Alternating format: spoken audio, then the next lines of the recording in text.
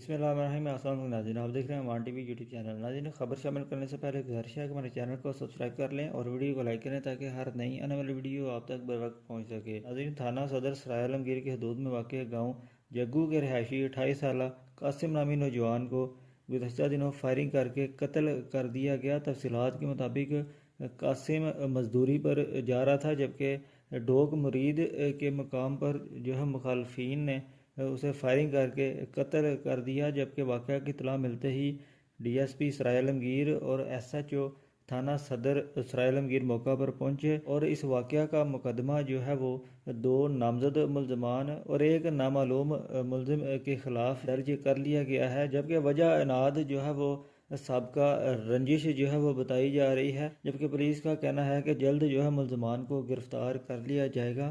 جیسے اس واقعہ کے متعلق مزید اپڈیٹس ملتی ہیں آپ کے ساتھ شیئر کرتے ہیں۔ اگلی ویڈیو تک کے لیے دیجیے اجازت۔ اللہ حافظ۔